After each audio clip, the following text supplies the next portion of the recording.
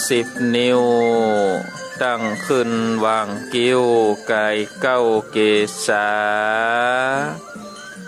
แตบไต้พาติตะทะไล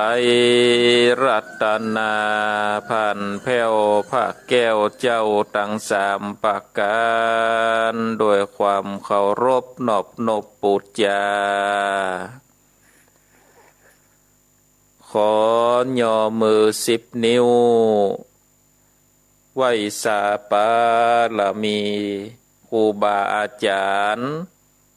พระมหาเถระโนเถระพระเถระพระเจ้าพระสงฆ์ทุกรูปทุกตนโดยความเคารพขอความสุขความสดสดี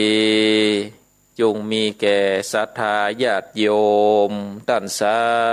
ธุชนนักศีลนักบุญทุกท่านมาปะกันละเนอมาปะกันแล้วกับช่วงเวลารายการมรดกธรรมล้านนาดำเนินรายการโดยกระผมอาตมภาพพระครูสังฆลักษณ์ธนอัตรัตนสิริวัดหาลีกาลามสันมานะตำบลต้นทงอำเภอเมืองจังหวัดลำพูนก็ได้นำเอารายการมาพบกับศรัทธาญาติโยมท่านสาธุชนนักศีลนักบุญทุกท่านกันเป็นประจำทุกวันพุธเวลา3:30 นาทีถึง5:00วันนี้ก็มาพบกันในวันพุธที่19 เดือนตุลาคมพุทธศักราช2565ในรายการมรดกธรรมล้านนาฟังน้ำฟังธรรมแบบพื้นบ้านล้านนาอู้จากันไปศรัทธาญาติโยมก็วันนี้ก็ก่อนที่จะได้สดับรับฟังก็ตามที่กูเตื้อเฮาได้กระทำกันก่อนที่จะฟังน้ำฟังธรรมก็เชิญชวนพอออกไม่ออกศรัทธาญาติโยมท่านสาธุชนนักศีลนักบุญทุกท่านเฮาจะได้ไหว้พระก่อนเนาะ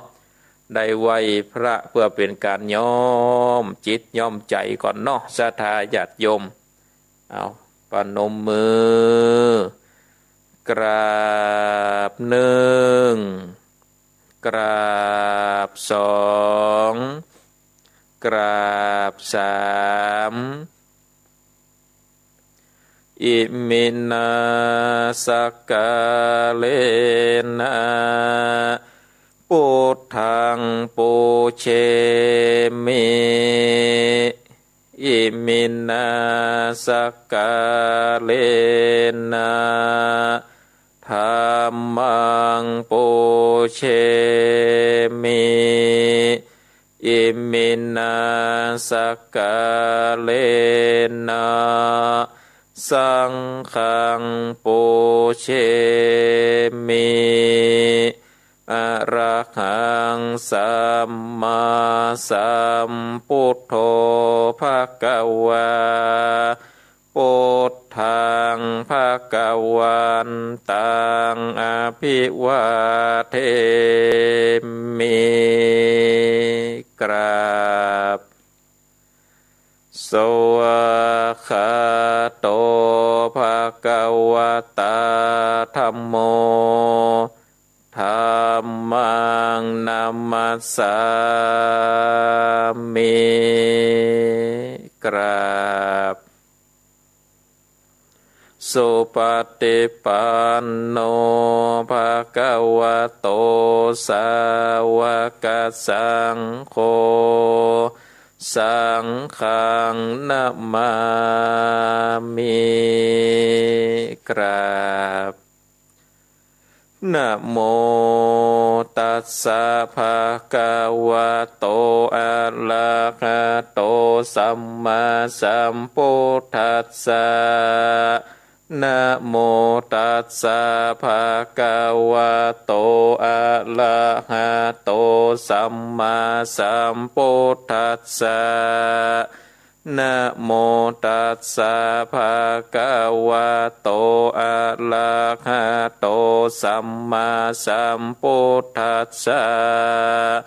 อิติปิโสภะคะวะอะระหังสัมมาสัมพุทโธวิชชาจารณะสัมปันโนสุขโตโลกาวินโดอนุตตโลโปเลสะธรรมสารเตสะทาเทวมนุสสานังพุทโธภะคะวะติสวากขาโต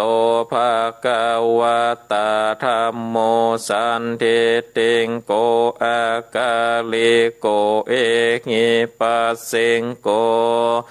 โอปานายิโกปัจจตังเวทิตาโพวินโยหิติสุปฏิปันโนภะคะวะโตสาวกสังโฆอุจโจปฏิปันโนภะคะวะโตสาวกสังโฆญาญาปฏิปันโนภะคะวะโตสาวกสังโฆสามิจิปฏิปันโนภะคะวะโตสาวกสังโฆญาติทังจัตตาเลโปเรสะโยกาเนอาทาโปเรสะโปกาลาเอสะภะคะวะโตสาวกสังโฆอะโหนายโยปะโหนายโยทาเคนายโยอัญชเลการณิโยอนุตตลังปุญญเขตังโลกัสสติสาธุสาธุภาปัญญาปาละมี30ตัสสาธุภาปัญญาปาละมีวัดแวดล้อมเวริญาปาละมีล้อมละวังเดศิลาปาละมีบังหอกดาบเมตตาปาละมีผ้าแป้ตังปืนตานาปาละมีคือเป็นพื้นตั้งต่ออุเบกขาปาละมีก็เป็นเวียงเล็กเนคขมมาปาละมี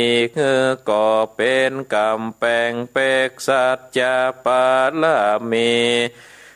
แวดละวังเดเป็ดไม่ไตขันติปาละมีกายเกิดเป็นหอกดาบบางนาไม่แลปืนไฟอาเตทานาปาละมีพันผ่าไปตุกโหนตุกแห่งแข่งแข่งแรงแรงป่าฟุ้งมานปีสางไปเพตุกที่พบที่ปังไปนี้นางแม่ทอดลานีอาสาจันโสสาเหมือนฟันอยู่ข้างข้างน้ำนาทีนองกว้างต่อกว้างแตกที่ฟองนานนองนานนอกกายเป็นข้าวตอกดอกไม้มาถวายปูชาผ้าแก้วแก่นไทยสาทานพระพุทธังเลยจูงมาพายโพดนาโนญญาโตดโพดโภคาแตเดชเลนางแม่ทอลานีออกมาเล่ดมวยผมอยู่ข้างจางคายคายคาจางงาซับเด่นโปนน้ำนาเตลงพาดภายขอจ้างภายหากตบเต้าผาญามานห้องเอาปุ่นกัวกับยอมือขึ้นตนหัวใส่กล่าวว่าผู้ขาดนี้ได้ชื่อว่าเป็นลูกศิษย์พระพุทธเจ้าตนมีบุญสมปานอันมากนักพระพุทธเจ้าจริงตั้งพระปัญญาปาละมีไว้เก่าจันตั้งไว้ตั้งนา ก็ได้ก้าวจานต่างไหว้ต่างหลังก็ได้ก้าวจานตั้งแต่หัวแผ่วตีนก็ได้ก้าวจานตั้งแต่ตีนแผ่วหัวก็ได้ก้าวจานแสนว่าลูกเปิ้นจากมาเสมอเหมือนดังฝนแสนหาก็บ่มีมาไกลได้ข้าพระเจ้าเลยได้ไว้ว่าพระโพธิโกนนางพระธรรมโกนนางพระสังฆโกนนางโพธิอินตาธรรมอินตาสังฆอินตาอัสสะอาแม่นางทอดละเนโพโยเหนือน้ำโพโยก้ามแผ่นดินการว่าโภคาได้ละเนอเกิดเติงโกนพระโพธิเจ้าโกนพระธรรมเจ้าโกนพระสังฆเจ้าโกนพระปิตาโกนพระมารดาโกนพระอุปัชฌาย์ครูบาอาจารย์โกนแก้วตั้งสามประการโกนแดดโกนฝนโกนน้ำโกนลมโกนเด่นโกนไฟโกนโกฏสัตลาเจ้าโกนพระเจ้าตนภาวนาก็ดีโกนนางถาลาเจ้าก็ดีโกนพระปัญเจกาเจ้าก็ดีโกนแม่ตอลานีเจ้าก็ดีขอจงมารักษาตังกำนากำลังยังตนตัวแห่งโภคาในวันนี้คืนนี้ยามนี้จิมแดดเดินนาโอดนาอาดนาปัดนาปิดผาเจ้ามีฤทธิ์ปิดโดยโปโธนะโมโปธาญะวะบังบังอมสวาหาโปโธโปทังหักษาธัมโมธัมมังหักษาสังโฆสังฆังหักษาโปโธโปทังอระหังธัมโมธัมมังอะระหังสังโฆสังฆังอะระหังพุทโธพุทธังกันหะธัมโมธัมมังกันหะสังโฆสังฆังกันหะพุทโธเมนะโธธัมโมเมนะโธสังโฆเมนะโธอายุวันโนสุขังภะลังกราบหนึ่งกราบสองกราบสามเอาละเนาะศรัทธาญาติโยมเฮาท่านทั้งหลายเฮาได้โยมจิตโยมใจเตรียมพร้อมเพื่อที่จะได้สดับรับฟังพระสัทธรรมเทศนาแบบปืนบ้านล้านนาวันนี้ตนตัวอาตมาภาพก็จะได้เทศนาธรรมจ้างเจ็ดหัวบัวปันกาบวันนี้ก็จะได้เทศนาธรรมผูกต้วนแปดเนาะศรัทธาญาติโยมผูกต้วนแปดก็ใกล้จะอวสานแล้วเนอะทำมีเก้าผูกประเด็นนี้ก็มาถึงผูกต้วนแปดแล้วศรัทธาญาติโยมท่านทั้งหลายเอาละเนาะบ่เฮือได้เสียเวลาก็เจิญจวนพอออกไม่ออกศรัทธาญาติโยมนักศีลนักบุญทุกท่านได้ตั้งอกตั้งใจสดับรับฟังพระสัทธรรมเทศนาจ้างเจ็ดหัวบัวปันกาโภกต้วนแปดเป็นลำดับต่อไปนะโมตัสสะภะคะวะโตอะระหะโตสัมมาสัมพุทธัสสะ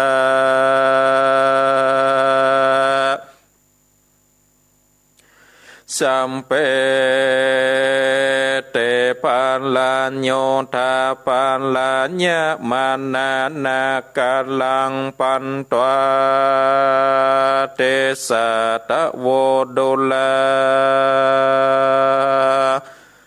สะโปเลสะตังหลายตังยิงใจตวนนานั่งโยธาฟังธรรมจงดาจำติต่อตามบาทขอกาถาว่าสัพเพเตภโลธาอันว่าโยธาลายหนุ่มเทามีเสนาเก้าเป็นประธานการยากใจขันหยาบจับมาต่อตาพาจนกินเล่ปนใหญ่น้อยเสียงหลายร้อยเลววายเสนาหน่อยโจดานใจสาตานเววายอนยักขาการหยาบมากันกาบคบกินเลือดตกเด่นย้อยหยาตังหมอกนาดปืนไฟยิงหมอกได้ย่อมแตกฟุ้งเลวแหลกตันตามดาพุ่มจะบันบางหากเป็นบางตกไก่ต่างมีใจไว้วันบ่อตั้งมันเล็ดลนรีบต่อยโกนลาดลังเล่นหน้าตั้งเป็นสายย่ำกันตายบอดน้อยนับอ่านลอยเติงปันต่างปากันฟังเฝ้าเปกปอกดาวเวียงใจยากดงไพรใจจาดไล่จอมกว่าต้อยลามเสียงอึ้งอังอดเอามีตัวเต้าอานาหนอพุทธาตนองค์อาจเกิดเจ้าน้อยนาดวานละกูบมันก็ปาปาลิวานมวนโมไหลหลังลู่ต่อยไป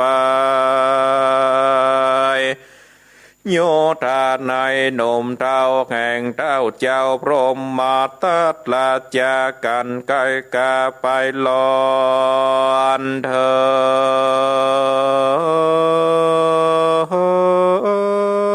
งห้องยอดเวียงใจกอดเลววายหาบไว้ยังประตูใหญ่สะปานแล้วภายผ่านรีบเข้าไปไว้เต้าปาลาวากาแดบมาหาลาดเจ้าตนเป็นเก้าเนื้อหัวบัดนี้ตัวแข่งขานำบวกการโยธามีนำหนามวลโมไปภาพโสพระโจรยังใจตนตับจาอันเป็นกรรมพระเครื่องเคบุญมันมีมากกว้างใดยังจังเจ็ดหัวมีตนตัวเพื่อแก้วงามโลดเลี้ยวเจียงคานตังปาเลวานลายแหลดนับบ่แปดเด็ดเลแยกดงเลตัวใหญ่วางแวดไกโดยแม่จุมโยธาลายหลากอันคาหากนำไปยิงปืนไฟหมอกหน้าแตกเสียงขาดตันตาดาบคมจะฟันฟาดกอกหักขาดตกหายลีปนตายกาดกอยนับอ่านร้อยลายปันย้อนยากดงตันก้าหยาบไหลกันกาบคบเกณฑ์มาเจียงจินตัวแกวนก็ถอยแล่นพระเนจ้างตัวดีอาจกาก็ไหวหน้าถอยคนโจมเล่ปนมวนโมอันข้างอยู่รอตายลวดพันภายลีบข่าวเข้าสู่ดาวเวียงใจแยกดงภายตัวกระก่อนแล่นไล่โดยมาขอบมาหาลาดเจ้าจงเกิดเล่าขาดนิ่งในเยี่ยสันใดนั่นสายโคงเมืองใหญ่เขาลาตั้งปัจจาไพรน้อยบอกกาดก้อยวำวายโยธาหลายมวลโมจากได้โยเจยบานจงมีลาจาองค์การปงขาดอนุญาตแมนแดดเตอส่วนปัญญาขาดเงาตนภาพดาวปาลานนาเซ ฟังเสนาบดีผู้เฒ่าแม่บอกเล่าใครปานอกเป็นควันไว้วันสัตตันสันตั้งตัวย้อนว่ากวดยักบาปมาไล่กาบโคบกินเต้าโพมินยศใหญ่ก็คือไข่กองใจเรียกเสนาในอาจกาบมาพร้อมแน่ดังดาเพื่อลอลาโลภาบกับยักหยาบดงตอนแล้วเร็วปันปงขาดเงือพวกเงาขาดใจไฟรีบเร็วไวมัดไว้ยังเจ้าบุญใหญ่อินทนากุมารผู้มองผ่านโศกเศร้า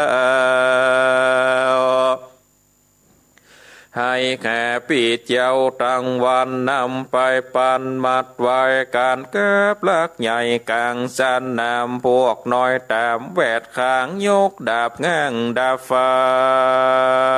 นการเจ้าขอจานกล่าวแล้วเสนาแก้วตั้งตาก็คือดาแต่งไว้ตามเต้าไทยโจพระการเสนาขานนมเท่าอันบาปเศร้าตลอด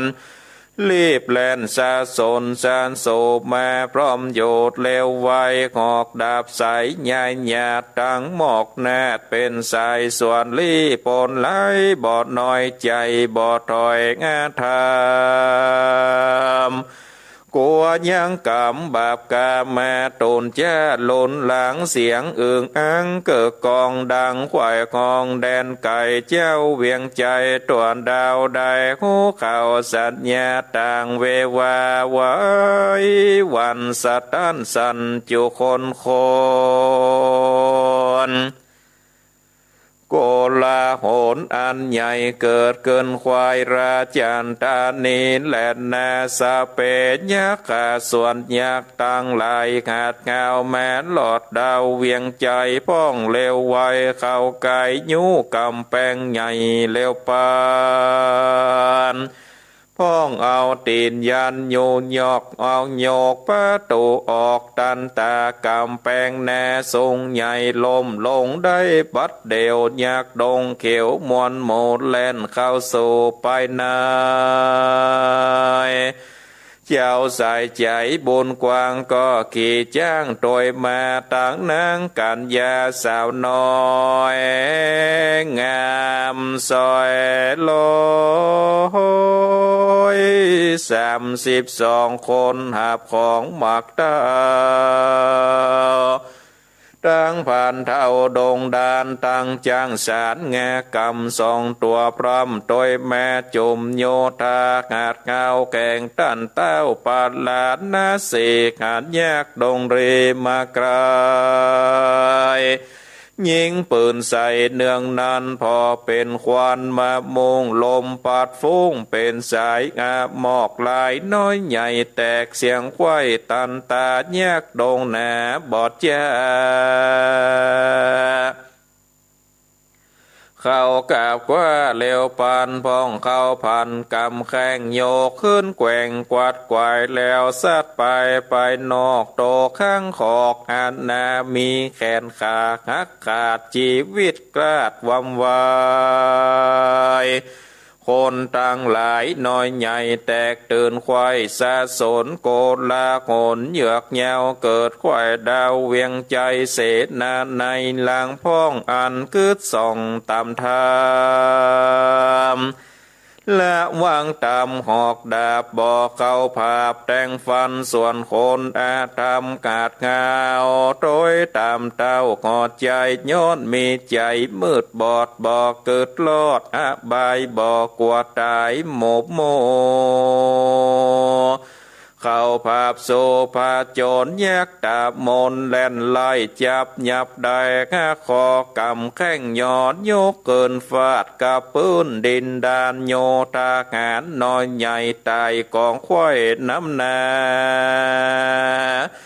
ส่วนเศษแน่ผู้เท่าอันเป็นเก้าเลปอ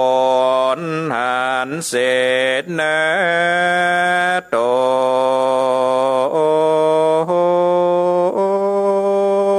ใหญ่น้อ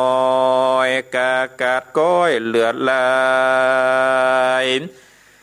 จิงเล็บถวายกรมเก่าไว้เต้าเจ้าราชาว่าบาดนี้นานยักษ์ใหญ่มันดามันหลอดกายหอใจจากโลบไปเหมือนแก่บอกงอนแป้เดเลย้อนยักษ์ดงเลภายเพศจบแจงเป็ดติปมอนการจากพระโจรโลภาพกับแยกหยาบนั้นไปเศษนานในนอนใหญ่เตียงตะไคว้ตั้งเมืองกวนเต้าบนเลืองหยาจ้านำไปฟ้าโยธาไปไข่จ่าต้านต่อขอเจ้าหนอบนภายบอกเกิดยากภายเข้าขาดละเว้นขาดราวีเงือเจ้าปุลีไผ่ตายให้ค้อนไม้มองผ่านขอเจ้ากุมันภายโพดงดเว้นโตดเดิมอ่อนเต้าโพทอนผมมาตัดลาดฟังโอกาสไข่จาแห่งเศษนะคุณใหญ่ซ้ำโคดไม้พันไฟว่าเป็นสันใดนินเล่าเมืองเป็นเก้าเศษนาการซึกมาแวดกายปล่อยกลางใกล้กว่าตายเปิงคงควายอย่าจะรีบนุ่งผ้าคนยิงบอกขันเองสั้นส่องเหือโคจ้องอุบายเป็นคนใจเสียเป่าเป็นเสียนักเป็นเศษนาเก้าเสียจมใจบอกงมภาพโซโกโมบโม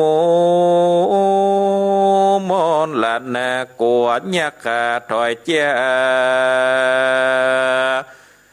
กัวเด็กกำพาอาณาถากูดนินาบ่อพรจากยอมอ่อนตำกำบ่ออาจนำไผ่ตายไปน้อมไว้เด็กขาอาณานาถาอยากไรเจือไผ่ตายสมา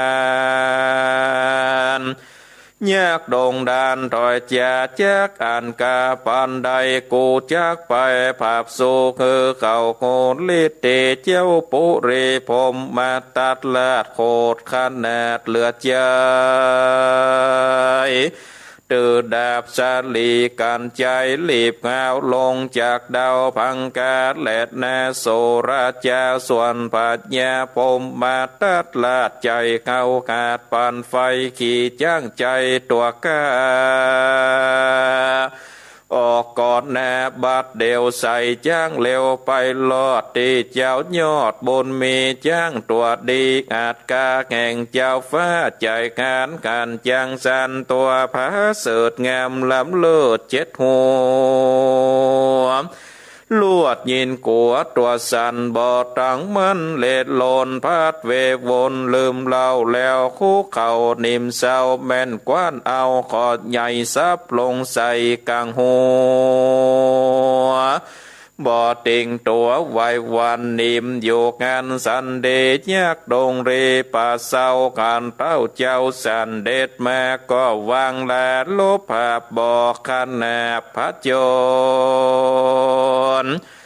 รีบต่อยโขนมาเฝ้ายังตนเจ้ากุบมานเต้าผู้บานผมมาตัดลาดหัดยากเก่างาพงพายยิงกว่าตายหลายหลากแสงออกปากจากแข้งว่าดูราใจแดงเด็กอ่อนน้อยผู้คาถอยอาณาถากูดนี่นาเป็นเต้านั่งภาพเดาขอคำได้ครับจำมึงกว่าเข้าสู่ป่าดงนาเพื่อแสวงหายังจางตัวเอกแองเจ็ดหัวตังดอกบัวปันกาบหอมสลาบเลือดลายมึงคงควายจะใจแหบมาได้ตามคำสั่งบอดนำมาไว้ถวายเต้าไทยตนกูบอกกึดโดคือควายตามดังได้ปฏิญญาปล่อยน้ำโยธามักตาดังยากเท่าดงดานอันใจขานการหยาบมาโลภาพาจนขาดลีปนกูดดาวลมตายดาวกองการมึงจุงปันอย่าเจ้า บอกยักกะดงเลยาราเวภาพสู่ข้ายังโบดเลปนคือตอยขนเกินสูดยังที่อยู่ตรงภายแล้วเร็วไวถอยจางตัวเอกแห่งเจียงคานการล้อนานเดินไวบ่อตอยไตตามกรรมกูจักนำไปคาคือความแน่วำวายต่างเด็กใจพูดน้องกายหลับร้องกองหาบาดนี้แน่กูทายมัดไว้ดาฟันเตียงดาบขันตั้งกูบอกข้างอยู่คนใดกันเลวไว้ถอยจ้างดังกูอังไข่แจกูนี่แน่แจกโพดคือปนโตตั้งตายและนาหนอพุทธายอดซอยก็ตอบถ้อยกำไปว่าเจ้าขอใจยศใหญ่บ่อโดยไตตามธรรมได้ครับจำตัวข้าเข้าสู่ป่าดงนาเกิดสะแหวงแขนอย่างจางตัวเอกอ่างเจ็ดหัวตั้งดอกบัวปันกาบหอมสัตว์ลาบดงตันพาด7 วันเป็นมันลำกวาดนั่นเป็นตายข้าคงควายสอดใส่แห่มาได้ตามกามเลือดดงดำมาลอดได้ยังจอดเศร้าสาเด่นสีมาข้างขอกจนนาบทนอกเวียงใจขาดนิ่งในด้านสอดว่าวันผูกรอดยำงายจากผ่านภายเล็บเข้าสู่ดาวโปเลตวายจ้างดีตัวกาแก่เจ้าฟ้าสาเวยเมืองเต้าปล่อยเครื่องโคดไม่บ่อต้อยไตตามทำได้ครับจำโปงขาดเหงื่อพวกเขาขาดปลามีน้ำหนามวลหมู่ไปภาพโสพระโจดย้อนว่าโตนเต้าถอยลาจากถอยปาติญญาณยากดงดันปากกว้างอันแวดข้างต่อยมายินเครื่องกาโคดไม้โอดบอดได้เหลือใจจริงเร็วไวเข้าภาพกันเศร้าว่าพบกิจย้อนโตนโพมินเต้าเจ้าหากเป็นเก้าปาวายเศษแน่นหลายใหญ่น้อยตายกาดก้อยตบหน้าสองเขาลาดนิสัยไผ่บอดได้ตามทำจ้างงาดำเพื่อแก้วงามเลิศแล้ว7 หัวมีตนตัวสูงใหญ่7 หางควายบวนหลับมวนเป็นของกวนแก่เต้าต้นภาพดาวตะลงโกนบ่อตาโลนคึกหยาบบ่อขาดแนบเบียนภายเต้าได้ไข่กล่าวอ้างคือถอยจางบดเดียวโดยรีบเร็วตันบาดคาบ่อาจจากถอยกันยังไม่ไข่ใดยังจ้างใหญ่ไปสานขอเต้าผู้บานอย่าแจ้ป่าพวกแกโยธามีนำแดดนอนใหญ่มาน้อมไว้ยังเข้ากันจักเฮาจักเอายังจางตัวเอกอ้างวังปันคือเจ้างอดจันโคดไม่บอดน้อมไว้ตามกรรมจงรีบนำพวกน้อยอันใจถอยสามัญตั้งโยตาหารมวลโมมาภาพสู้จริงเอาแดดเตอต่างสุดตัวราชส่วนพัญญาพมมาตัดลาดฟังตอยวาดกำจากแห่งปนอพุทธาบุญใหญ่ยินโคดไม่เหลือใจไขกำไปของดาวดุราเด็กถอยแจ้นาทาสันได้แจดนิโสดเมืองลายโคดเลือดลายได้แจ้งไปพาเสดงามลำเลิศ7 หัวย้อนว่าตัวโกไทยหากแต่งใจจำไปได้จ้างใจมาแล้วปล่อยกาดแก้วเสียกรรมมาแนะนำอวดกาเตียงความแนบบัดเดียวกันจะเหลวเสียงขาดดาวเข้าขาดปลา บอกเศษแน่ม้วนโมว่าสู่อย่าอยู่นั่นไปจงเลวไว้อย่าจะไปหลับซาฟันแต่งอย่างเด็กแดงถอยไรอันมัดไว้กลางสนามดาบเตียนแงมฟัดฟาดคอขาดดาบขานแล้วเร็วปันมากายวางแวดไว้จูไปฟันแต่งใจปีเก่าคือได้เข้ามอนหลาดนาจุมเศษนาใจแยบบอกบาปและบุญ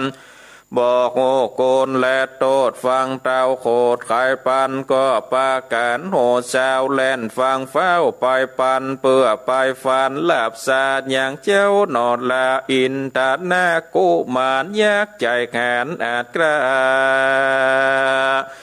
เล่นจอมกว่าโดยไปท่านคนใดบอกไว้จับหยับใดแค่คอกำแข้งหยอดยกขึ้นฟาดกับปืนทอดหลานนี้โยธามีใหญ่น้อยได้กาดก้อยเลือดลายพองกวดตายเล่นกว่าเอาไปแน่เป็นไปแยกดงภายเขาขาดกันเจียวน้อยนาดอินทนากุมันอันเสนางานมัดไว้เก้ออกได้บัดเดียวป้ามาเลวบอดยาเกิดเจ้านอนลาบนมีแยกดงเรบอดยาเข้ากับกว่าพาจนยังลีปนนอนใหญ่อันอยู่ใกล้กองตาปูกหักษาเวทฟ้า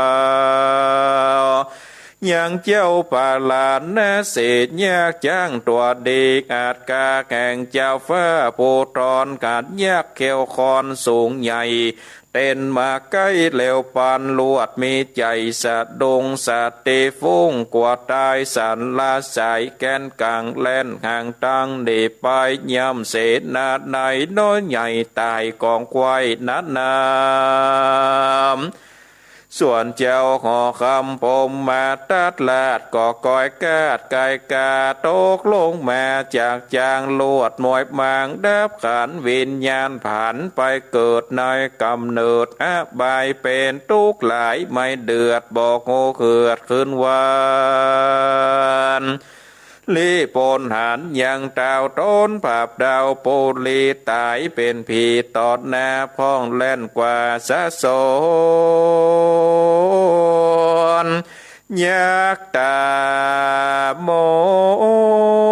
นตัวใหญ่ก่อนเล่นลอยโดยไปพ้องเร็วไปวางไว้ยังนาบม้อยปืนยาหย่อมือสากมกราวน้อมไว้เจ้าโจค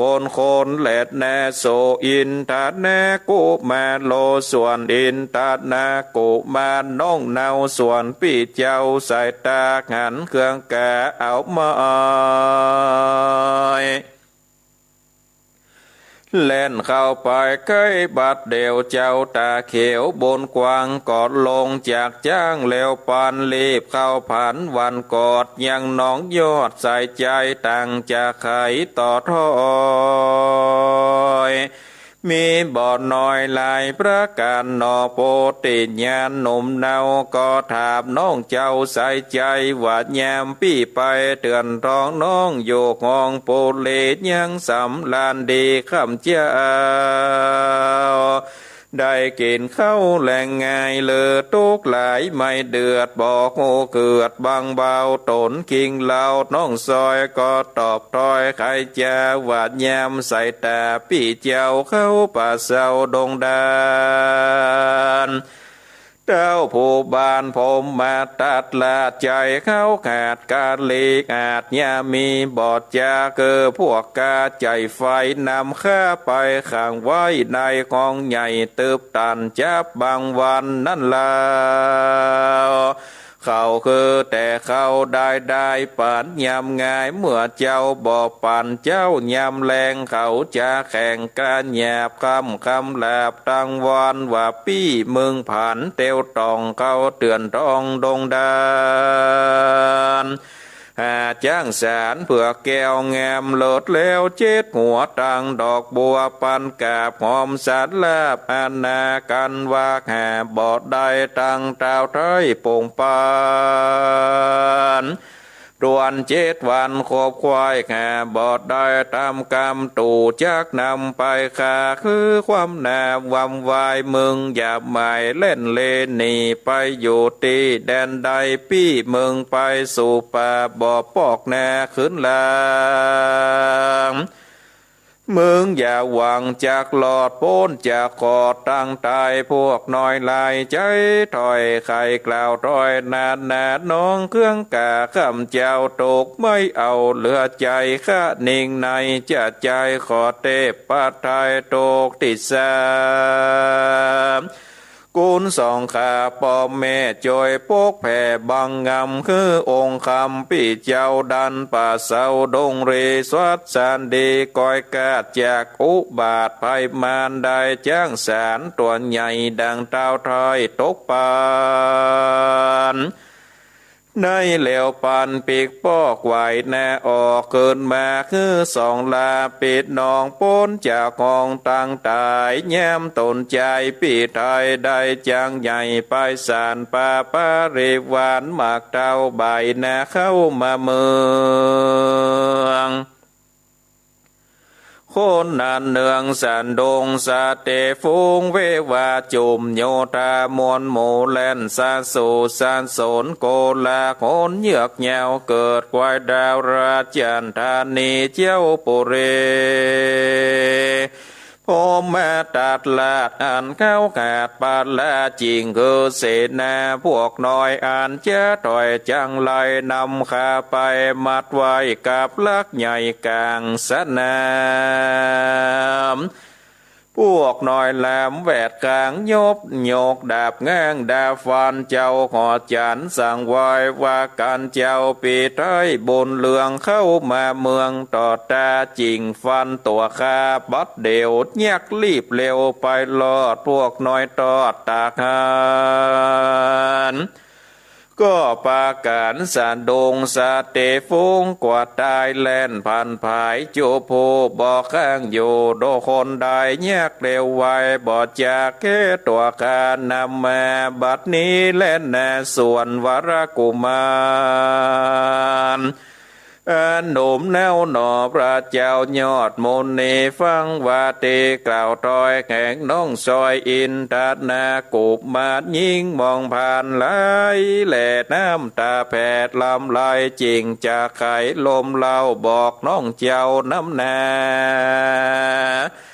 การขายจะเสียงขาด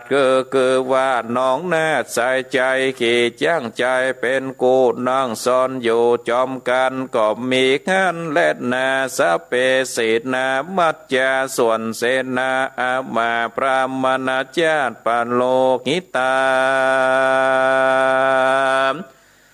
มีนำแน่นมเท่าตังคนเก้าแก่เมืองโยธาเหลืองยศใหญ่ผู้โคควายสาปาการโกวาเต้าผู้บานพมมาตัดลาดเจวิตขาดวำวายเขากวดตายจูผู้ใจบ่อยู่กับต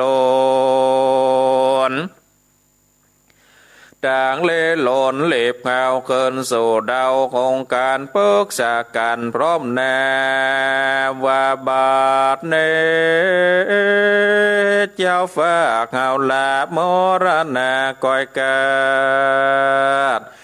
ชีวิตขาดเป็นพีโขงปุลีใหญ่กว้างเตียงจากห่างมองได้คนยิงใจไผ่ตายจากงอนใหม่เครื่องกากวนเขาลาอย่าเจ้า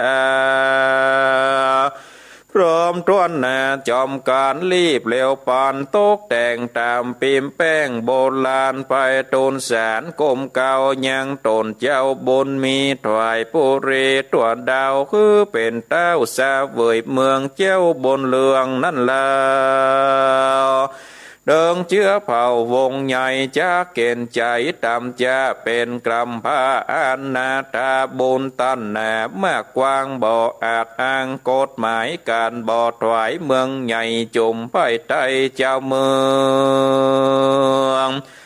จะเกเกืองเหยือกยาวควายแผ่นดาวเวียงใจบอบมีภัยลอดได้ตายเสียงควายปาลาย้อนยะขาการหยาบไล่กันแก้เฮาตายกันเฮาถวายเมืองใหญ่เกิดท่านใดเสวยเมือง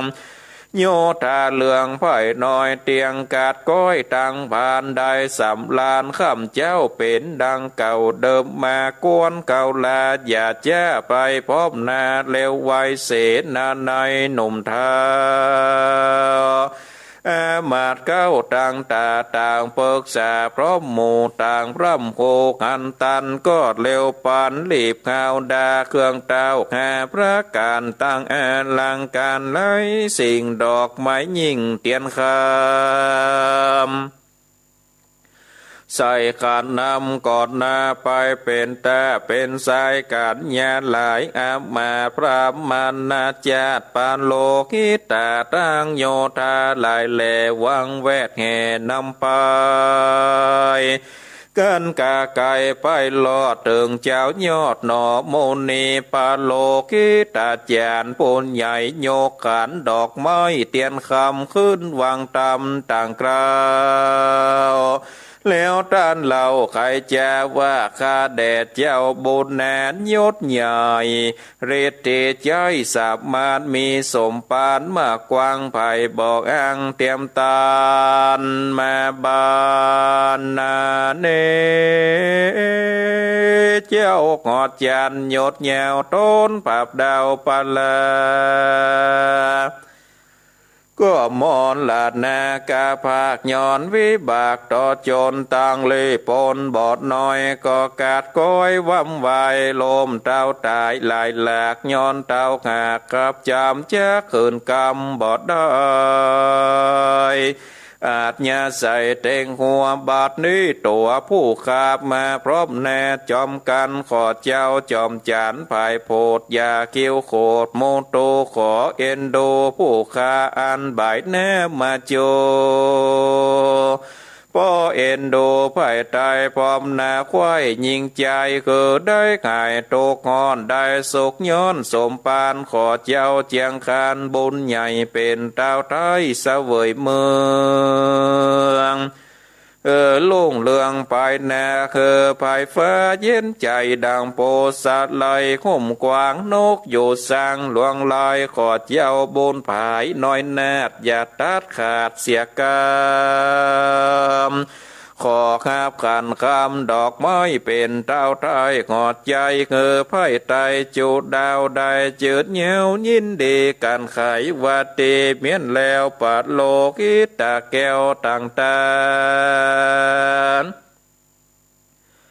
ก็โคตรไปหาตีกายยืนดอกไม้ต่อตามหนอโคนตามบนกวางใจฝ่ายงางพานีจริงไขว่าเตตันลาวาดูราปาโลกิตาเก้าอาจา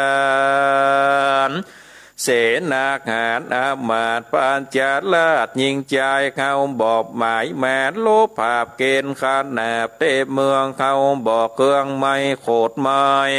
แก่พ่ายตายปัจจาเสนาหนุ่มเท่าแก่อามาตเก้ากะตำการแก่เต้าผู้บานโยดแยวต้นภาพเดาขอดใจกำจังไรน้อยใหญ่ไผ่สร้างไว้เดิมมา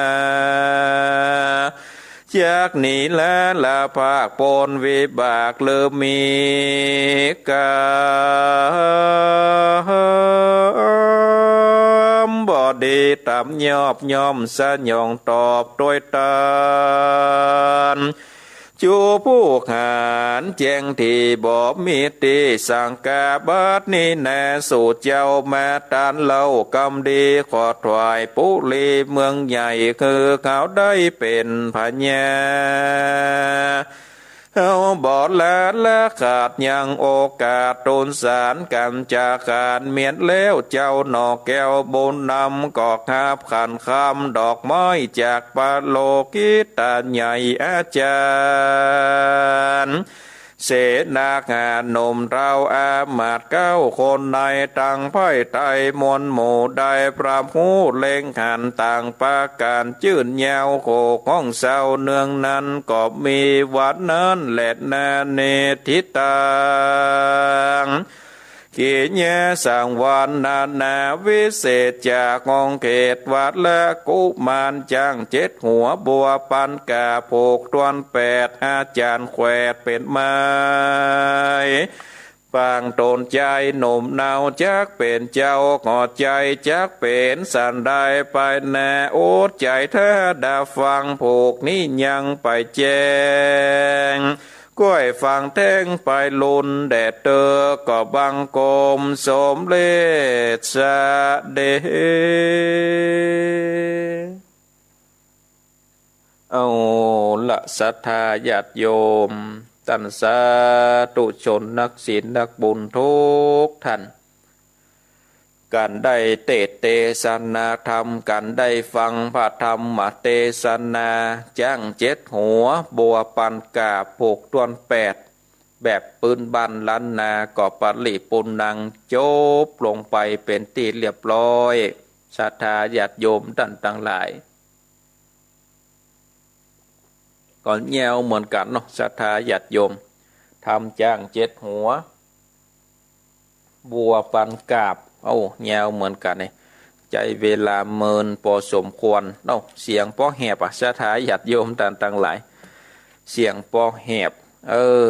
อาก็ถือว่าอยู่เป็นกู้เป็นกีมกันเนาะศรัทธาญาติโยมต่างๆหลายต่อไปก็จะได้สรุปเนื้อหาใจความสำคัญกับศรัทธาญาติโยมท่านสาธุชนนักศีลนักบุญทุกท่านได้สดับรับฟังกันเนาะศรัทธาญาติโยมได้สดับรับฟังกันก็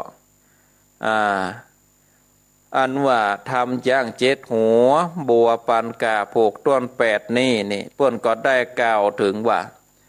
โยธาอามาตย์คนหนุ่มคนเฒ่ามีเสนาเก้าเป็นประธานหารยักษ์ใจหารหยาบจ้ามาต่อตาพระจนกินลี่ปนน้อยใหญ่เสี่ยงหลายร้อยเร็วไวเศษนาในจุด้านใจสะต้านเววาย้อนยักษ์ขาก้าหยาบมาการกาบคบกินเลือดตกเด่นย่อยหยาดต่างหมอกแนดปืนไฟยิงบอกใดย่อมแตกวงเร็วแหลกตันตายยักษ์เนาะซึ่งเป็นอัน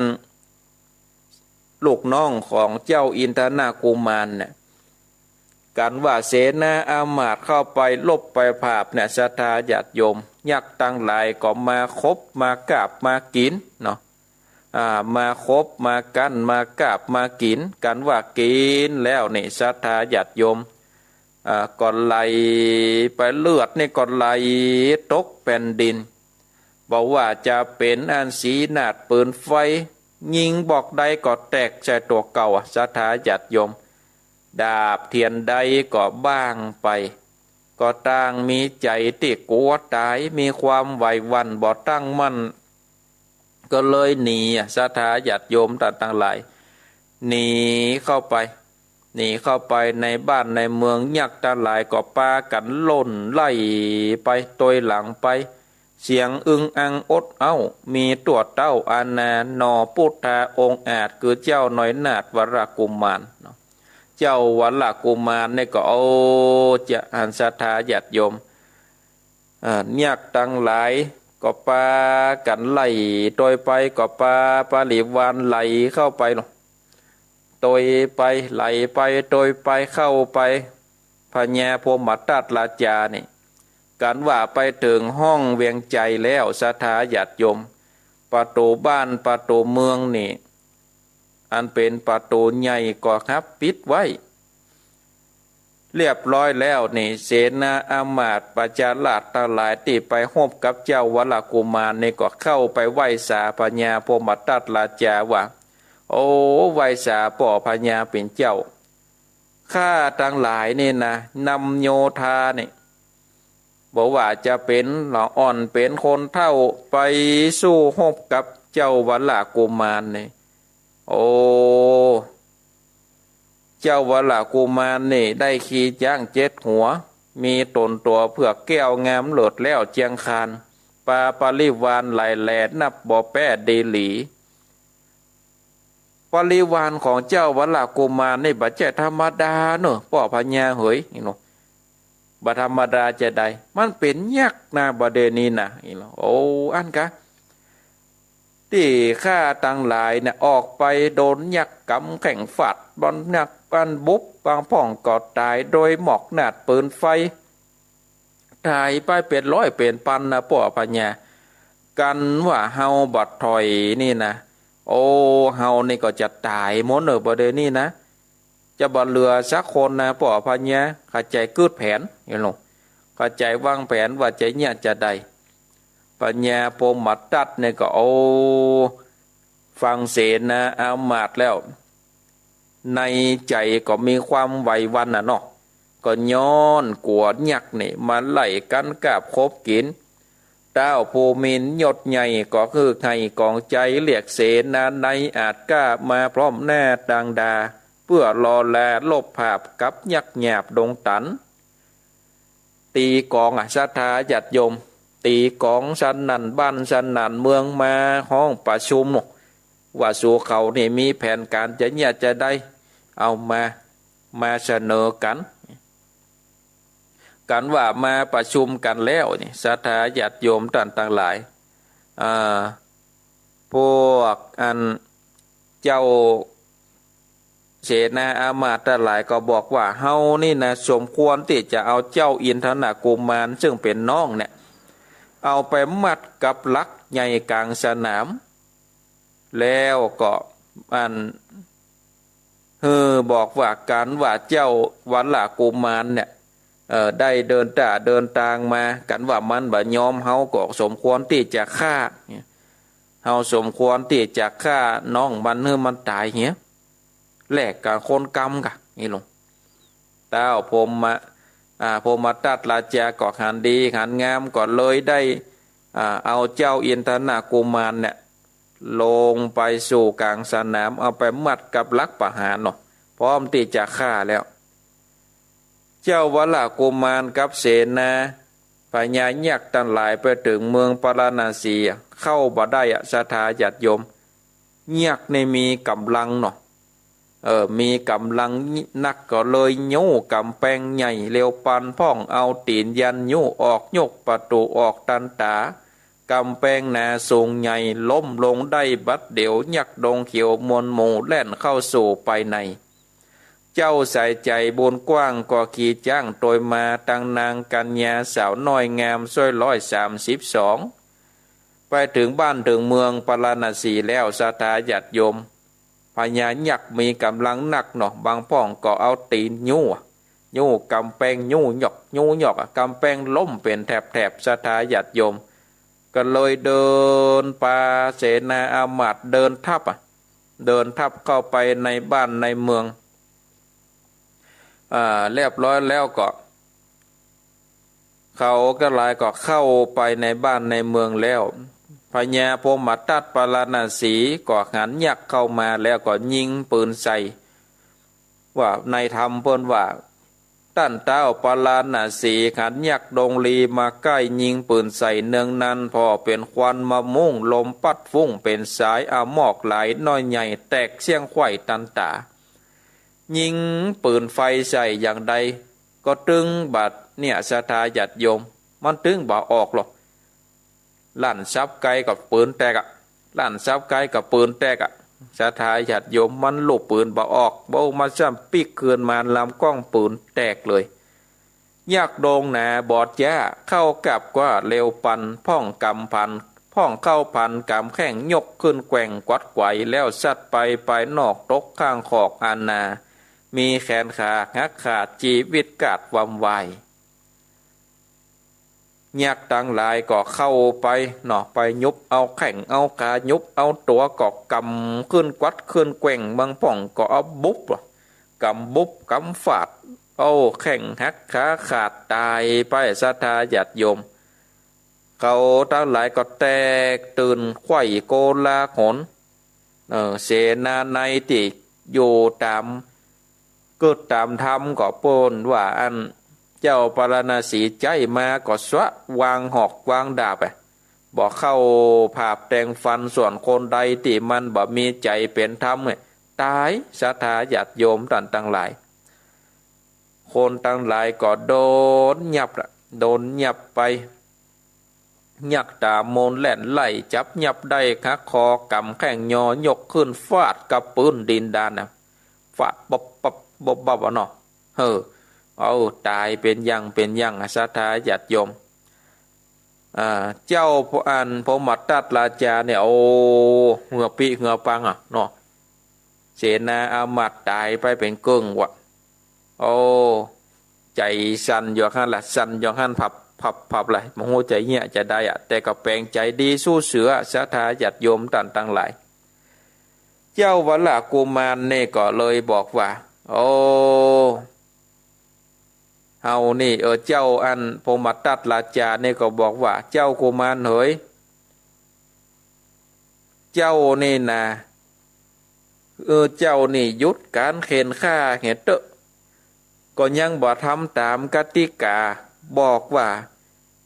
ข้าเนี่ยมีอาจญาเนี่ยข้าเป็นป่อพญาเมืองปรณสีนี่นะข้าใจตั้นเนี่ยไปเอาจ้าง7 หัวดอกบัวปันกลับมาแล้วตั้นได้มาแล้วตั้นยังบ่เอามาถวายดีๆโอ้ก่อนยังบอดเอามาถวายกันดีๆมาเข็นมาฆ่านี่เฮาจะอันจะได้เฮานี่เป็นเจ้าพญานะเอาอีเนาะเอาจ้าง7 หัวดอกบัวปันกาบนี่มาถวายคือข้าเหี้ยตึนี่เนาะเจ้าวัลกุมารได้ยินดังอันก็เลยบอกว่าจ้าง7 หัวดอกบัวปันกาบนี่นะถวายนี่ข้าก็ถวายได้กะข้าก็ได้มาแล้วนี่ข้านั่งขี่จ้างนี่แต่ว่าจ้าง7 หัวดอกบัวปันกาบนี่มันเป็นของกู้บุญบารมีกับเจ้าฟ้ามหากษัตริย์ผู้มีใจเป็นธรรมใจเป็นบุญบ่ใจว่าเป็นเจ้าฟ้ามหากษัตริย์ใจนี่โอ้เป็นใจดำอยู่บ่อยู่ในศีลกินอยู่ในธรรมเข็นฆ่าเปิ้นไปเลยโอ้เฮานี่ตึงบ่ฮื้อการวัดต้านใครได้นี่นะบอกเสนาอามาตย์ก็ต้านเจ้าตัวมาขอสู่มาข้ากะมาขอโทษขอโพยข้ากะข้าก็จะฮื้อตามวัตถุประสงค์นี่หรอกดังอันแล้วนี่พญาพมตัดได้ยินน่ะโคตรศรัทธาญาติโยมต่างหลายพญาพมตัดลาดใจเข้ากาดปานไฟขี่จ้างใจตัวก้าออกก่อนแน่บัดเดี๋ยวใส่จ้างเร็วไปหลอดที่เจ้ายอดบุญมีจ้างตัวดีอาจกล้าแข่งเจ้าฟ้าใจการจ้างสารผ่าเสดงามล้ำเลิศ7 หัวนี่ขี่จ้างไปละศรัทธาญาติโยมขี่ไปต่อสู้ศรัทธาญาติโยมเมื่อขี่จ้างไปแล้วนี่ต่อสู้กันไปต่อสู้กันมาเสนาอามาตย์ทั้งหลายก็ตายไปพ่องก็มีเนาะเรียบร้อยแล้วก็จ้างจนกันจ้างของพญาปรณสีก็ตักงายพญาพมตัดราชาก็ตกจากคอจ้างลอยลวดตายศรัทธาญาติโยมต่างหลาย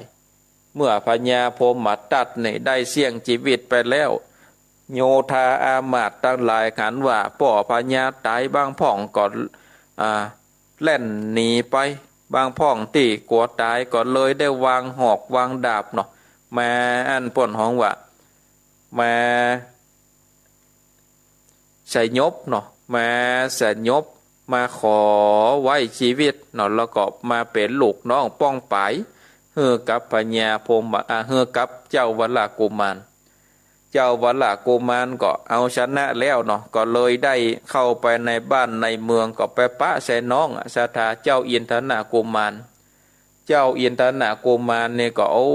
ดีใจที่ได้หันปีเจ้าวัลกุมารก็เลยถามน้องว่าน้องเฮ้ยปัญญาพมตัดไปเดี๋ยวนี้นี่มันตายไปแล้วนะดีอกดีใจมันยับน้องมาขังไว้ที่นี่มันเลี้ยงดูน้องอย่างดีก็ว่าจะได้มันปฏิบัติปัดปูจะได้ เจ้าวละเจ้าเอียนทนากุมารก็เลยบอกว่าโอ้ปี่เหยมันเอาข้ามาขังในคุกในห้องขังนี่นะเมื่อข้ากินข้าวขับเดียวต่อวันถ้าเมื่อเจ้าก็บัดเข้าตอนเข้าแรงก็บัดได้กินอ่ะกับว่าเมื่อตอนก็เข้าเจ้ากับเข้าแรงก็บัดได้กินอ่ะการมาแรงก็เข้าง่ายเข้าตอนก็บัดได้กินอ่ะโอ้มันตึงมีสปะสปันอู้คมเหงเต็งเต็กฆ่าสปะนะคู่ฆ่าอย่างใดก็มีโอ้ถึงทุกอกทุกใจว่ากันว่าปีน่ะบ่ปีกมาภายใน5 วัน 7 วันเนี่ยก็จะต้องมาฆ่าเนี่ยมันยับฆ่าดอกไปมัดในลักประหารพร้อมที่จะฆ่าได้ตลอดเวลาแต่เตจะนาบุญปีกมาเหก่อนฆ่าเลยหลอดตายนี่เนาะโอ้อันกันนี่ปีกมาแล้วตันเนี่ยน้องเนี่ยก็คงจะอยู่ดีมีสุขแล้วกับนี้เสนาอามาตย์ตาหลายก็ปากันปรึกษาหารือว่าบัดเดียวเนี่ยท้าวปาลาณสีพัญญาโพมตัดเนี่ยได้เสี่ยงชีวิตไปแล้วบ้านเมืองก็จะว่างเปล่าพระมหากษัตริย์ก็จะเนี่ยจะได้ก็เลยได้ปนก็เลยได้ปากันนะแต่งขันคำแต่งตันขันเข้าตอกดอกไม้เนาะปากันไปไหว้จ๋าปอบพญาเนาะไหว้สาพญาว่าไหว้สาเจ้าวละกุมารว่าบัดเดียวเนี่ยเจ้าฟ้ามหากษัตริย์นี่บ่ได้บ่มีแล้วเมืองปาราณสีนี่นะบ่มีแล้วก็เลยได้นำเอาขันคำเนี่ยมายื่นมาตามเพื่อขอตันเนี่ยขึ้นเป็นเจ้าฟ้ามหากษัตริย์ปกบ้านป้องเมืองบะอันแล้วนี่ก็จะต้องมาตายกันเนาะบ้านเมืองใหญ่ตั้งหลายก็จะต้องมาเอาบ้านเนี่ยเป็นเมืองขึ้นก็จำเป็นจะได้ถ้ามันบ่มีเนาะมันบ่มีก็เลยเจ้าฟ้ามหากษัตริย์ก็เลยได้มาขอตั้นเนี่ยมาปกบ้านป้องเมืองเพราะฉะนั้นเนี่ยตั้นจะเกิดหันจะได้ก็ขอเนาะก็ขอตั้นเนี่ยได้ขับไว้พิจารณาการว่าขับไว้พิจารณาแล้วเนี่ยก็ได้ขึ้นมาเป็นเจ้าฟ้ามหากษัตริย์เนาะเป็นเจ้าฟ้ามหากษัตริย์ปกบ้านป้องเมืองสืบต่อไปเนี่ยศรัทธาญาติโยมท่านทั้งหลาย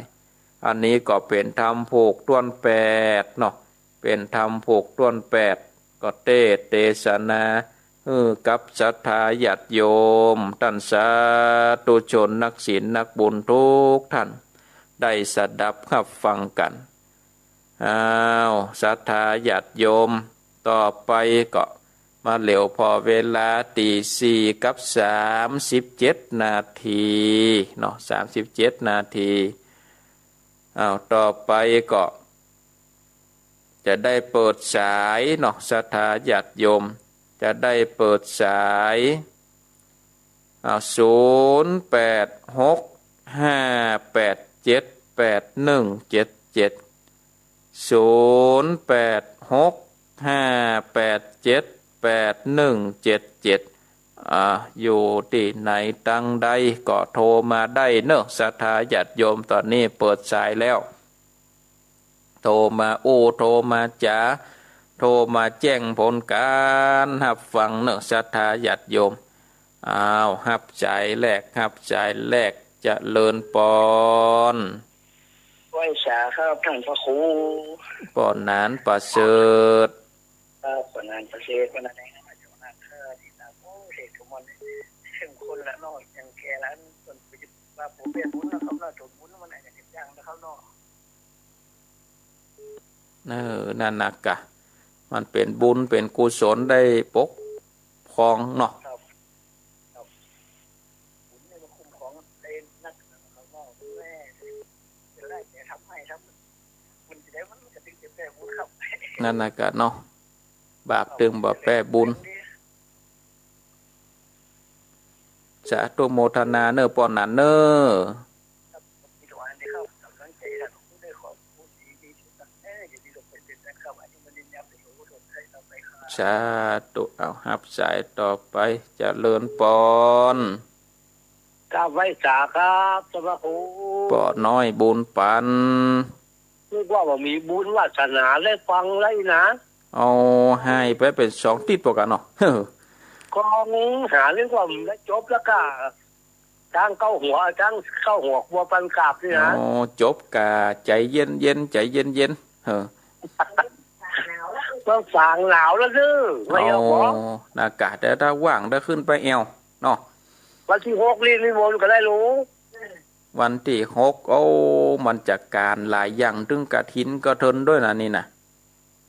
นี่กฐินวันที่6เนี่ยบ้านพระบาทอุดมอ่ะเอาอันกะครับผมตั้งเพก่อนหลายวัดมันกันเนวันที่6นี่นะครับผมไปอย่างนั้นเล่นมาก็บอกไปอย่างครับผมสาธุโมทนาพระครูอยู่เนอะกราบไหว้สาครับผมบุญรักษาสาธุสาธุอ้าว0865878177เจริญปอนเจ้ากำลังสาเจ้าจากที่ไหนบ้านตาห้าขอโทษอยู่บ้านตาห้าเจ้าตื่นตั้ง3 โมงแล้วฟังอยู่เจ้าให้กำลังใจเนี่ยบ้านป่าห้าเนาะเจ้านี่คือมาลังกาพินบ้านป่าห้าตำบลเมืองจี้เจ้าอ๋ออยู่เมืองจี้ฟังเป็นประจำมาจ้ะโทรยากอยู่เนาะมันอันสายมันโยนกันเจ้ายกแม่โทรมาให้กำลังใจนะเจ้าสาธุโมทนาเนอเจ้ากำไว้สาเจ้าเอาครับสายต่อไปเจริญปอนเจ้ากลับไว้สาเจ้าท่านพระครูแม่สุเกี้ยวศิลาพรสิทธิ์เตี้ยบ้านห้องหลับปูนเด้อได้ไหวพระตัวท่านพระครูก็เมื่อเริ่มแรกมาแล้วเด้อเจ้าฟังจ้างเจ็บหัวบัวพันกาบมาแล้วเด้อฟังกันไปเรื่อยๆเจ้าโอ้ได้เข้าบ้านเข้าเมืองแล้วเนาะรอฟังพวกตวนเก่าแถมกำเนาะเจ้าเพื่อนมีบุญนะเพื่อนได้เข้ามาถึงบ้านถึงจองนะเจ้าฟังเด้อท่านพระครูเจ้าสาธุโมทนา18.5ว่าโดยสองจากแหมชัดเจนเด้อท่านพระครูโอ้ดีแล้วดีแล้วเจ้าติดตามตลอดเด้อเจ้าท่านพระครูเจ้าฟังกันไปสาธุสาธุเจ้า0865878177 เจริญปอนไว้สาเจ้าท่านพระครูจากที่ไหนแม่อยู่บ้านอุโมงค์หลับปูนนะเจ้าอ๋ออุโมงค์หลับปูนอุโมงค์ป่าเหี่ยวเนี่ยเนาะเจ้าวันนั้นก็ไปเราวัด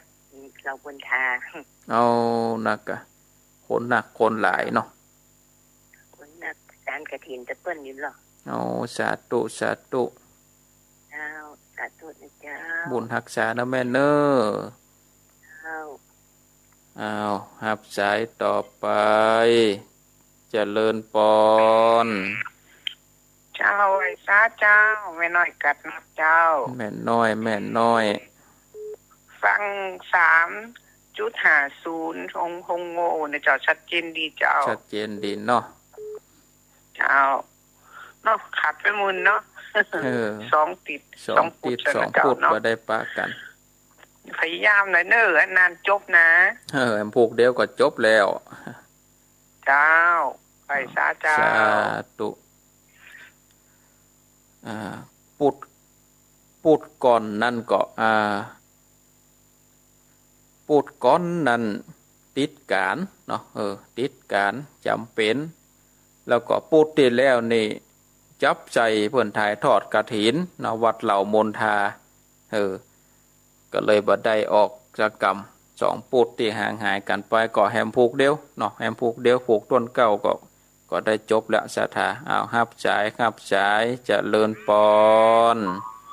กราบได้สาเจ้าท่านพระครูหนองบัวหนองบัวเจ้าหนาวก็ท่านพระครูหนาวแล้วก็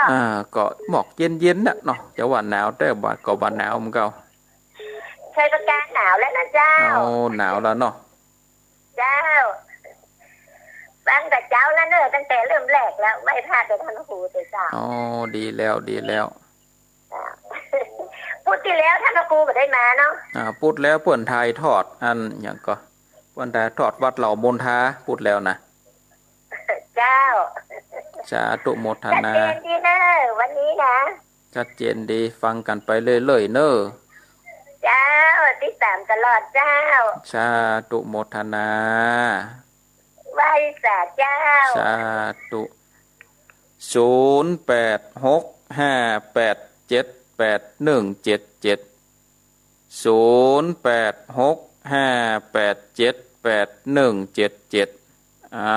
มีตังใดก็เข้ามาเนอะหับสายเจริญปนไหว้สาเจ้าท่านพระครูเจ้าฟังอยู่เนอะจากที่ไหนแม่จากลำปางบ้านไหลนาน้อยเจ้าไหลนาน้อยลำปางนาน้อยอุตุดีเจ้าฟังบุญญาวาสเนาะแม่เนาะเจ้าฟังบุญญาวาสชัดเจนจันดีเจ้าฟังเนี่ยที่3เวลาเจ้า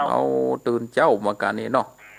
เจ้าฟังตื่นเจ้าทุกตนทุกองค์เจ้าฟังตลอดเลยเจ้าดีแล้วฟังกันเป็นโกเป็นกิมกันไปนะแม่เนอเจ้าไว้สาเจ้าสาธุเจ้าครับสายต่อไปเจริญปนไว้สาเจ้าท่านพระครูเจ้าจากที่ไหนยายกี้หิมออนสันกำแพงเจ้าฟังตลอดเลยเจ้าถ้า2พูดเราไม่ได้ฟัง2พูดแล้ววันนี้ได้ฟังแล้วเนาะเจ้าแต่เจ้าก็ได้ยินยายผ่าว่าวันนี้ลังได้ยินกะกิโลกองหานี่เนาะเจ้าติดตามตลอดนะเจ้าจาก104นะเจ้าสาธุ104บุญรักษาเนอเจ้าไหว้สาเจ้าหายไปหลายพูดก็กองหาเนี่ยง่อมมากันเนี่ยเนาะอาตมาก็ง่อมหาแต่มันการจำเป็นนะเนาะศรัทธาญาติโยมหับสายเจริญปนเจ้าจากไปสายเจ้าพระอาจารย์เจ้าจากที่ไหนจากเรียนต่อเป้าเจ้าแม่กันธานีเจ้าใช่เลยเจ้าติดตามอยู่ตลอดที่เจ้าบ่ได้โทรหาบ่ได้เจ้าชัดเจนดีเนาะเจ้าชัดอยู่ที่เจ้าสาธุเจ้าฟังอินเทอร์เน็ตเนาะเจ้าใช่เลยเจ้าสาธุโมทนาเจ้าสาธุกับบุญรักษาสาธุเจ้า0865878177มีทางใดก็เข้ามาศรัทธาญาติโยมเจริญปนสาเจ้าธรรมโคแม่อุ้ยฟังเดินดินสินด้านนานะเจ้าแม่อุ้ยอินวันนั้นป่วนตาลกฐินนี่เนาะเจ้าตาลกฐินพูดหน้านี่ไม่อุ้ยบ่ได้ฟังท่านพระครูแล้วบ่ได้ฟังคำตอนจบแล้วนะท่านพระครูหมอนัดวันที่25หมอนัดไปหลายคืนเนี่ยเจ้าอัพความดันนะเจ้าเป็นยังเนาะฟังมาพอจะจบแล้วหรอมันก็มั่วเนี่ยยาวเนาะนะกะทำนี่ยาวได้กะนะกะฟังแต่ว่าตอนแรกมาแล้วนะอย่าก่อยฟังเรื่องใหม่เนาะจ้าตุโมทนา0865878177เจริญปนเจ้าฟังมาถึงไหนเจ้ามาแล้วกำลังได้เพื่อนโอ้เนี่ยเจ้าอยู่ไหนวันนี้อยู่ลำปางพระเจ้าทันใจเจ้าพระเจ้าบ้านพระเจ้าตันใจกะพระเจ้าใจเจ้าตุลุงตันพระเจ้าตันใจลำปาง เจ้าคือร้านนี้ไก่วงจ้าเจ้าแม่ลานีเนาะวันนี้กำลังได้เบอร์โทรทุลุงไงเจ้า ก็ตัวในจบดันกันก็ได้ยินกันหูเนาะเจ้าฟังตลอดเจ้าถึงไม่เจ้าแรงก็ไม่เท่าหรอกเอาดีกะเอาธรรมะเป็นโกเป็นกีบเนอะเนี่ยเจ้าวันนี้พอดีลูกเจ้าจะไปหับลูกกี่เจียงใหม่เจ้าเอาชัดเจนดีเนาะลำปางเจ้าถ้าเจนน้องครั้งเนี่ยตุลุงอันฟังบุญยาวาดนะเนาะเจ้าสาธุโมทนาหนาวก็ตุลุงหมอกเย็นน่ะมาป้อหนาวta đấyเจ้าสาธุเจ้า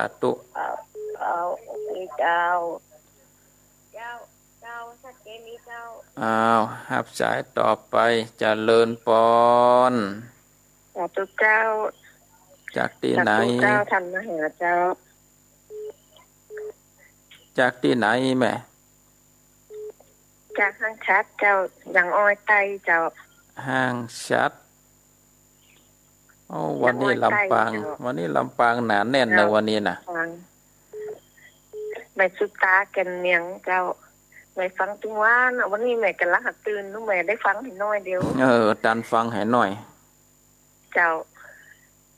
ก้อยตั้งเกาพุทธนะลูกเจ้าตีสามเอาเลย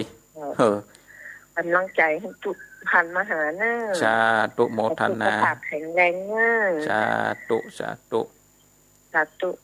เจ้าห้าแผลเฮือได้15จะเลินปอนน่ะหลุดไปเห็นแล้วกันไรจะเลินปอนมึงเจอยังห้าสายแตนจะเลินปอนเจ้าลุงเจ้าจากที่ไหนฟังจากแม่แหลงอำเภอแม่อายเจ้าบ้านแม่แหลงแม่อายเนาะชัดเจนดีเนาะทั้งแม่อายเจ้าเจริญเจ้าสาธุได้ยินทีทวนจากน้ำปะสาวาเจ้าดีแล้วฟังกันไปเรื่อยๆเนอะเจ้าแม่ฟังทุกวันดีแล้วกะฟังเป็นกูเป็นกีมกันไปเนาะ